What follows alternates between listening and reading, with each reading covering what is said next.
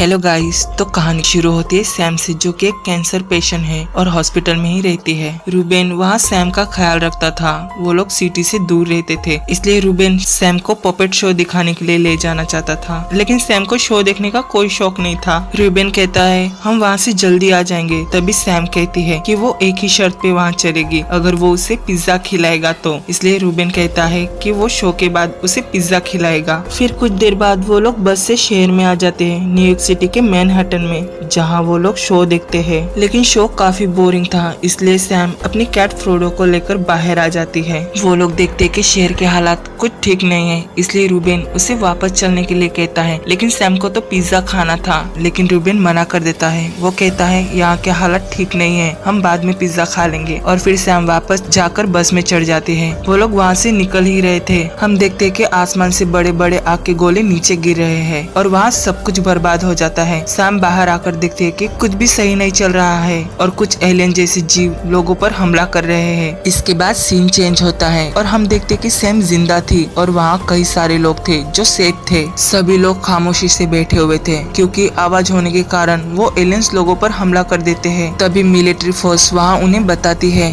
कि सभी लोग खामोश होकर बैठे रहे और जल्द ही उन सबको बचा लिया जाएगा। लेकिन तभी सैम की कैट फ्रोडो वहाँ से भाग जाती है, इसीलिए सैम भी उसे लेने उसके पीछे चली जाती है। उसी वक्त वहाँ एक एलियन आ जाता है, लेकिन अच्छी बात ये थी उन्हें कुछ भी नहीं दिखाई देता, वो सिर्फ आवाज सुनकर ही हमला करते थे। वो लोग बाहर आकर देखते हैं न्यूयॉर्क सिटी पूरी तरह से बर्बाद हो चुकी थी। एलियंस ने सब कुछ तबाह कर दिया था, ये बहुत बुरा हुआ था। खैर सैम एक कागज पर लिखकर रूबेन को बताती है कि मैं पिज्जा खाए बिना नहीं जाऊंगी, और इसी बात पर रूबेन हल्के से स्माइल करता है। और फिर तभी वहाँ जनरेटर जोर से शोर करने लगता है। रूबेन भागते हुए उस जनरेटर को बंद तो कर देता है, लेकिन तभी एक एलियन आकर बेचारी को मार देता है। बेचारी सैम चिल्लाना तो चाहती थी, लेकिन नहीं चिल्ला पाती। कुछ देर बाद सैम अपनी कैट के साथ बाहर आती है और कुछ खाने की चीजें ले लेती है। वो एक जगह जाकर अपनी कैट को खाना दे रही थी, तभी वो देखती है कि वहाँ दो बच्चे छुपे हुए थे और फिर सैम उन्हें एक चॉकलेट देती है खाने के लिए। हम देखते हैं कि हेलीकॉप्टर से उन्हें बताया जा रहा था कि साउथ से कुछ बोट्स निकलने वाले हैं। जो भी लोग जिंदा है वो लोग बिना शोर किए वहाँ तक पहुँच जाए, क्योंकि एलियंस को पानी से डर लगता था, इसलिए वो लोग बच सकते हैं। लेकिन एलियन बहुत खतरनाक थे, वो लोग बिल्डिंग पर चढ़कर उन हेलीकॉप्टर्स को भी डिस्ट्रॉय कर देते हैं। इसके बाद काफी सारे लोग साउथ की ओर जाने लगते हैं और सैम उन बच्चों से भी कहते हैं कि तुम लोग भी इनके साथ चले जाओ, लेकिन वो उनके साथ नहीं जाती, क्योंकि उसे पिज्जा खाना था और वो भी एक कैंसर पेशेंट थी, इसलिए वो पहले अपनी विश पूरी करना चाहती थी। वहाँ बहुत सारे लोग थे जो बाहर आ चुके थे, लेकिन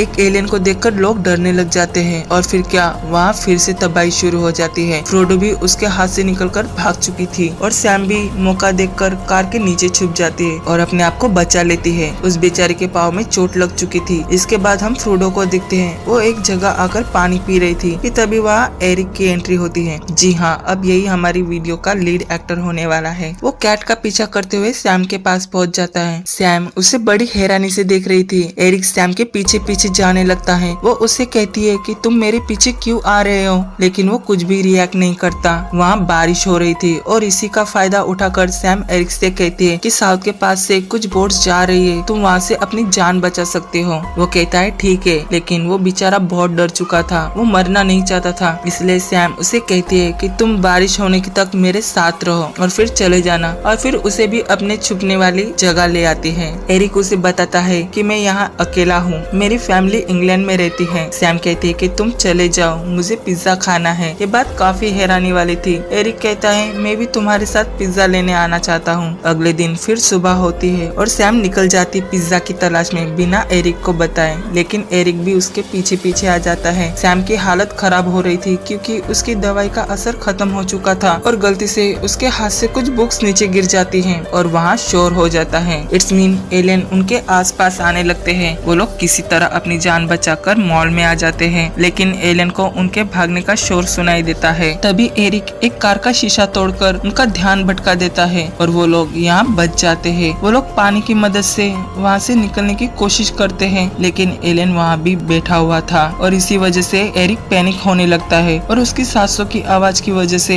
एलियन उन्हें पकड़ने की कोशिश करता है। पर तभी पानी का बहाव उन्हें दूसरी जगह ले आता है और इसी तरह यहाँ फिर से उनकी जान बच जाती है। एरिक को पता चलता है कि अब सैम को दवाई की बहुत जरूरत जरूरत है, इसलिए वो उसके लिए जाकर दवाई ढूंढने लगता है और एलियन से खुद को छुपते छुपाते दवाई लेकर वापस आ जाता है और सैम को दवाई दे देता है। अब सैम की कंडीशन अच्छी थी और सैम पिज्जा भी खाने की बात करती है। दरअसल सैम जहाँ से पिज्जा खाना चाहती थी वहाँ वो बचपन में अपने डैड के साथ जाकर पिज्जा खाया करती थी, लेकिन उसके डैड अब नहीं थे, इसलिए वो आखिरी बार उस प्लेस पर जाकर सभी यादों को ताजा करना चाहती थी। और फिर नेक्स्ट मॉर्निंग सैम उस जगह पहुँच जाती है। वो बहुत इमोशनल भी होती है। एरिक जाकर एक पिज्जा लेकर सैम को दे देता है और वो बहुत खुश हो जाती है। सैम के दिल में अब कोई ख्वाहिश नहीं थी। हम देखते हैं कि वहाँ से बोट निकल रही थी और एरिक सैम उसी तरफ जा रहे थे ताकि वो लोग भी बच जाए और वो लोग खामोशी से आगे निकल रहे थे। यहाँ एक बहुत बड़ा ट्विस्ट आता है, यही कि सैम एरिक को अपनी कैट देकर कहती है तुम इसका ध्यान रखना और अपना भी। मतलब वो वहाँ रहकर एलियंस का ध्यान खींच लेती है और बोट तक जाने के लिए रास्ता साफ कर देती है। एरिक भी लास्ट मोमेंट में रिवर तक पहुँच जाता है और वो खुद की जान और कैट को बचा लेता है। मुझे सैम के लिए बुरा लग रहा है, वो खुद को वहाँ से नहीं निकाल पाई। लास्ट सीन में हम देखते हैं कि सैम अपनी फैमिली फोटो को देखकर काफी रोती है और फिर शहर में घूमने लगती है। तभी हम पीछे एक एलियन को देखते हैं और बूम, और यहीं पे होती है हमारी मूवी की ending. Thank you guys for watching.